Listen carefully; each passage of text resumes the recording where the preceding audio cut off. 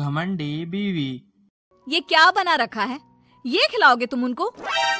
माफ करना छोटी मालकिन, मैं फिर से बना देता हूँ।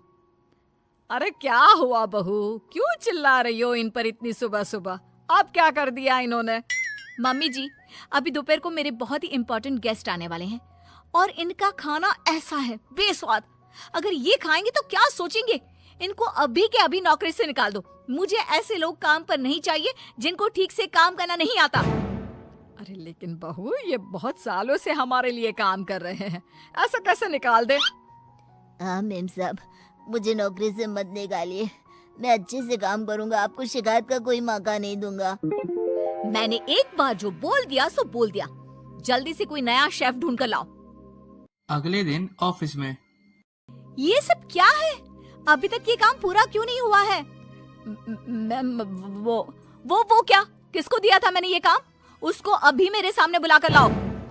जी मैम। मैम, वो सर्वर में थोड़ी दिक्कत आ गई थी। किसके? तुम्हारे या कंप्यूटर के?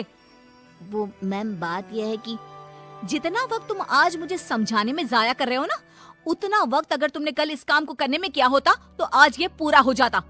तुम्हें नौकरी से निकाला जाता है।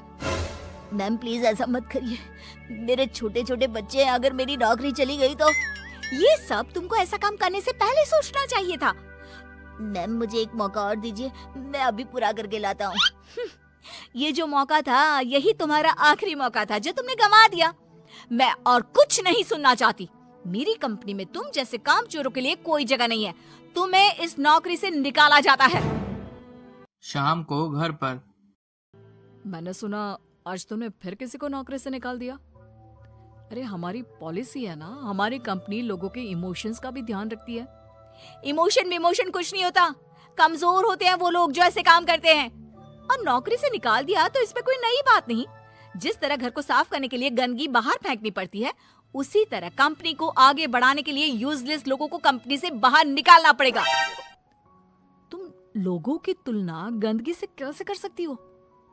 जिस स्पीड से तुम लोगों को निकालती हो, मुझे डर है कि किसी दिन कंपनी के सभी लोग ही ना निकल जाए। फिक्र मत करो, ऐसा कभी नहीं होगा।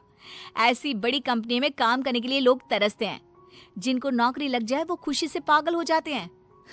तो ऐसी कंपनी कभी खाली हो ही नहीं सकती। वैसे भी मुझे किसी की इमोशन से कोई लेना देना नहीं है। लेकिन बहू, तेरे स्वभाव को देखकर लगता है कि जरूर खाली होगी।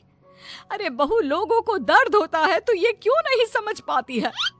मम्मी जी, आप कब आई? आपको क्यों ऐसा लगता है? दर्द वर्द कुछ नहीं होता। कम से कम मैंने तो इस दर्द नाम की चिड़िया को कभी फील ही नहीं किया। क्योंकि बहू तो दूसरों की भावनाओं की कदर नहीं करती।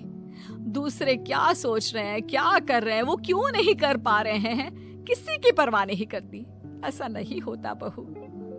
तो मम्मी जी, आप कह रही हैं कि मैं दूसरों की पर्सनल कामों के लिए अपना काम रोक दूं और उनसे उनका दुखड़ा सुनूं? हाँ बताओ भाई, क्या हुआ? नो वे। नहीं बेटा, मेरा मतलब ये है कि तू बस एक गलती होने पर लोगों को काम से निकाल देती है। ये भी नहीं सोचती कि अगर उसे काम से निकाल दिया तो उसका घर कैसे चलेगा, वो अपने बच्चों की फीस कैसे भरेगा। मम्मी जी, आपका मतलब है वो कितनी भी गलती करे मैं उनको माफ कर दूं और वापस ले आऊं? मम्मी जी, अगर मुझे ऐसा ही करना होता तो मैं कंपनी नहीं खोलती, कोई धर्मशाला खोलती, ताकि जिसका जब मन करे आए और जब मन करे जाए। माँ का वो मतलब नहीं है। माँ बस इतना बोल रही है कि अगर वो गलती करते हैं तो उनको डांट लिया करो, समझा दिया करो।